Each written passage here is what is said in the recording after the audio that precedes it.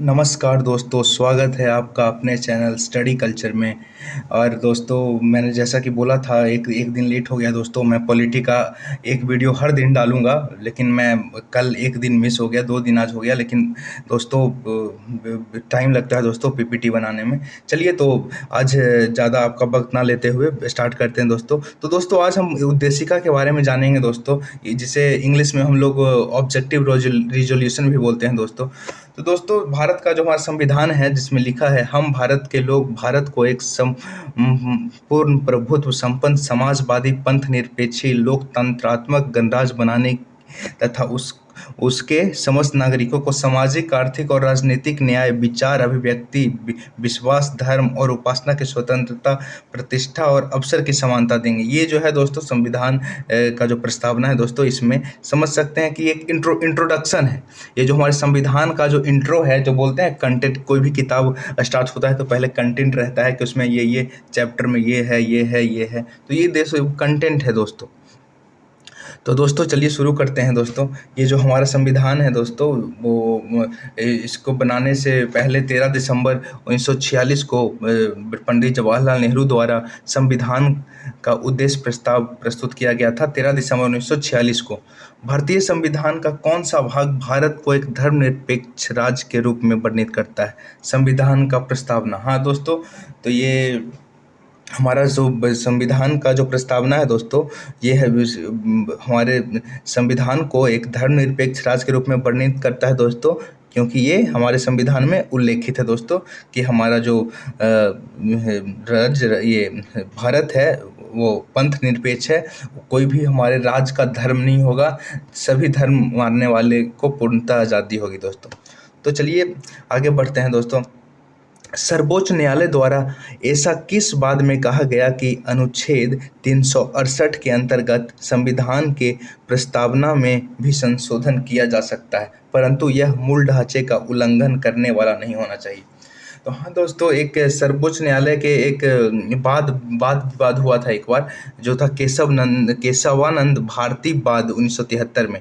तो इसमें कहा गया दोस्तों कि ये हमारे प्रस्तावना में भी संशोधन हो सकता है, लेकिन इसके मूल ढांचे में, इसका जो मूल उद्देश्य है, मूल ढांचा है, उसमें कोई बदलाव नहीं होगा दोस्तों, लेकिन इसमें भी संशोधन हो सकता है दोस्तों।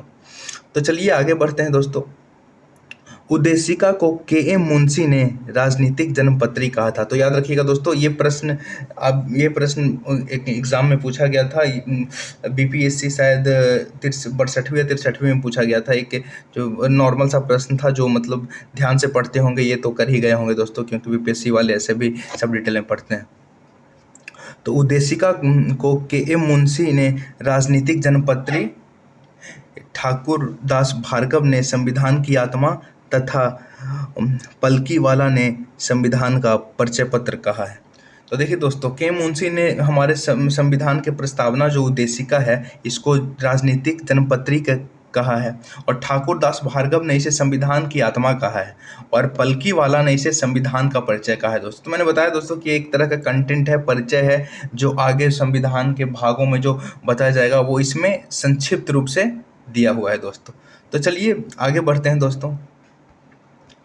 हमारे अनुच्छेद 32 में जो है संविधान को, जैसे हमारे भीमराव अंबेडकर ने हृदय आत्मा कहा था। क्यों कहा था दोस्तों? क्योंकि जो हमारा ये अनुच्छेद 32 है, इसमें हमसे कौन सा मौलिक अधिकार मिलता है? हमें मिलता है संवैधानिक उपचारों का कॉन्स्टिट्यूशनल रेमेडीज। अगर कोई भी हमारे मौलिक कर्तव्य को ये क्षति पहुंचाता है, तो हम अनुच्छेद 32 के तहत डायरेक्ट सुप्रीम कोर्ट में या हाई कोर्ट में अप्लाई कर सकते हैं कि हमारे फंडामेंटल राइट्स का उल्लंघन हो रहा है। इसीलिए अनुच्छेद 32 को भीमराव अंबेडकर ने संविधान का हृदय एवं आत्मा कहा है। सर अर्नेस्ट बार्कर प्रस्तावना को संविधान का परिचय पत्र कहा है। हाँ दोस्तों, सर अर्नेस्ट बार्कर ने भी कहा है। अभी पीछे मैंने बोला पालकीवाला ने भी परिचय पत्र ही कहा है, और के.एम. मुंशी ने इसे राजनीतिक जन्मपत्री कहा है।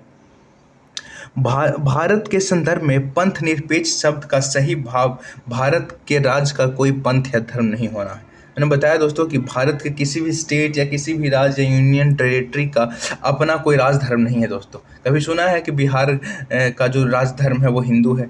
बिहार का राष्ट्रीय पशु सुना है, बिहार का राष्ट्रीय पेड़ सुना है, लेकिन बिहार का कोई राजकीय धर्म ये नहीं है दोस्तों। क्योंकि हमारा जो भारत है दोस्तों, प्यारा भारत, वो पंथ निरपेक्ष है। सभी धर्मों को बराबर बराबर यहाँ पे सम्मान मिलता है।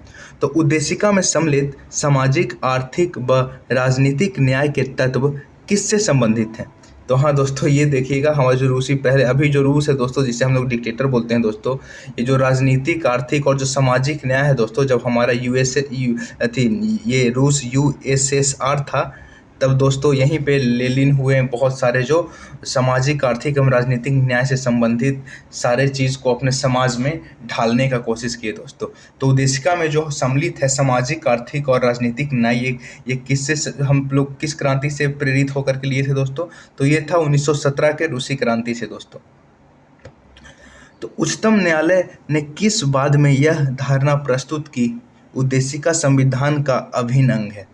तो दोस्तों पहले तो लोग मानते थे कि उद्देशिका जो है वो संविधान का अंग नहीं है, ये बस परिचय पत्र है, बस ऐसे ही है। लेकिन दोस्तों एक उच्चतम न्यायालय में एक वाद विवाद हुआ, जैसे केस जाता है ना उच्चतम न्यायालय में कि ये सही है या गलत। तो SR बम्बई बनाम union of India, SR Bombay versus union of India में ये जब वाद विवाद हुआ, तो उच्चतम न्यायालय ने ये फैसला दिया कि जो उद्देशिका है वो हमारे संविधान का अभिन्न अंग है, हमारा संविधान का अंग है। वो जो संविधान, वो जो लिखा हुआ है उसको फॉलो करना ही करना है। चलिए दोस्तों आगे बढ़ते हैं। भारत में लौकिक सार्वभौमिकता है क्योंकि संविधान की प्रस्तावना आरंभ होती है हम भारत के लोग। हाँ दोस्तों, सार्वभौमिकता है क्योंकि हम लोग बोलते हैं कि हम कहाँ के दोस्त हैं दोस्तों? हम भारत के लोग हैं, बी द पीपल। चलिए दोस्तों आगे बढ़ते हैं दोस्तों। लोक कल्याण शब्द भारत के संविधान की उद्देशिका में नहीं बल्कि यह राज्य के नीति निर्देशक तत्व का भाग है। हाँ दोस्तों, तो ये याद रखिएगा कि लोक कल्याण जो है दोस्तों भारत के उद्देशिका का नहीं बल्कि राज्य के नीति निर्देशक तत्व का भाग है दोस्तों। क्योंकि लोक कल्याण हमारे राज्य करेंगे दोस्तों, हमारी सरकार करेंगे इम्प्लीमेंट करके। हाँ, तो किस संशोधन के द्वारा भारतीय संविधान की उद्देशिका में संशोधन किया गया था दोस्तों? तो हाँ दोस्तों, 42वें संविधान संशोधन के द्वारा हमारे उद्देशिका में पहली बार ये संशोधन किया गया दोस्तों। और सामाजिक और पंथ निरपेक्षिक और अखंडता, ये तीनों शब्द जोड़ा गया था दोस्तों। हमारे उद्देशिका में 3 शब्द, सामाजिक और सोशलिस्ट और सेक्युलर और इंटीग्रिटी, अखंडता, ये तीनों 42वें संविधान संशोधन के तहत हमारे उद्देशिका में जोड़ा गया था दोस्तों। भारतीय संविधान की प्रस्तावना में जिन आदर्शों एवं उद्देश्यों की रूपरेखा दी गई है उसका विस्तार कहाँ है?